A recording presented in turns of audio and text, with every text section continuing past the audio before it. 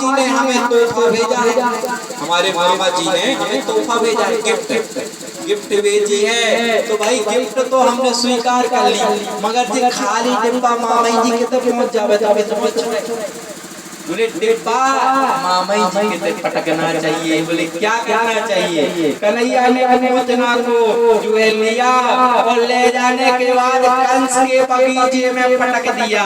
बोले अगर नुकसान हो तो कंस का ही नुकसान हो। कंस के बगीचे में पटका तो जब पूतना गिरी महाराज, 4 कोस की लंबी पूतना जब गिरी तो हड़बड़ करते करते पूरा जंगल टूट गया। जब पूरा जंगल टूट गया महाराज, वो पूतना पड़ी है और भगवान पूतना के ऊपर खेल रहे हैं। बढ़िया भगवान जो है प्रसन्न चित्त होकर खेल रहे हैं। चारों ओर हाहाकार मच गया। यशोदा जी रुदन करने लगी। उधर से नंद बाबा लौट रहे थे मथुरा से। नंद बाबा रास्ते में जैसे पहुंचे तो पूतना बहुत बड़ी जो है वो रास्ते में पड़ी है। उधर से गोकुलवासी आए और इधर से नंद बाबा आए, बीच में पूतना पड़ी है महाराज। उस पूतना के ऊपर कन्हैया जी खेल रहे हैं।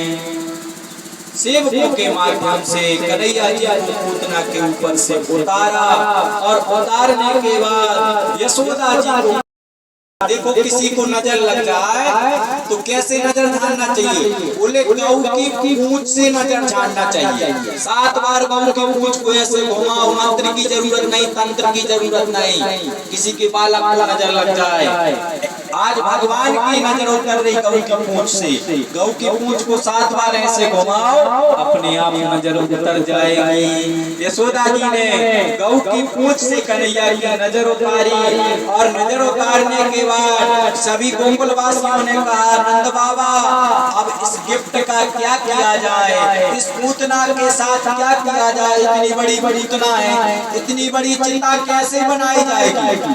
तो निर्णय हुआ कि पूतना को अलग अलग जगह से काटा गया, उसके शरीर को काटा गया और काटने के बाद भैया कम से कम 2-4 ट्रक लकड़ियां कहाँ से आए? आफत बन गई, कहाँ से आए लकड़ियां? कहा चिंता करने की जरूरत नहीं है, लकड़ी से तो दुर्गंध आती। जब कोई मुर्दा जलता है तो उसके शरीर से दुर्गंध आती, सुगंधी नहीं आती। आज पूतना के शरीर से सुगंधी आ रही है।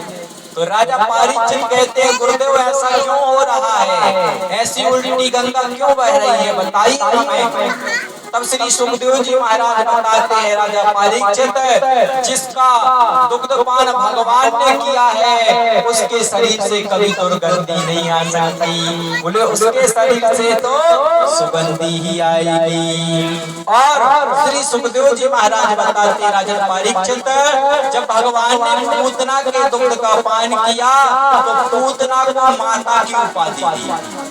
भले पूतना हमें मारने को आई, मगर हमने दुग्ध का पान किया तो हम पूतना को माता की उपाधि देते हैं। बोले बरहा पीड़म नटवर बपो कर्णयो कर्णिकार विव्रत भानु सह कनक कपिसम वेजयन्तीं जमालां रंधा वेणो रदर सुदया पूरे अंगो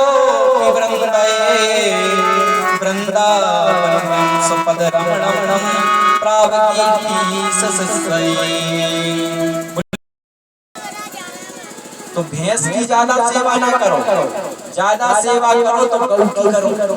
गऊ कहाँ ले जाएगी? बोले गऊ हमें वैकुंठ धाम ले जाएगी, भगवान के धाम ले जाएगी। अब जहाँ जाना हो तो तैयारी कर लेना कहाँ जाना। भैंस की करोगे तो भैंस पर आते यम के दूध, यमराज जी भैंस पर बैठ के आते महाराज, वरना नहीं उस चीज का।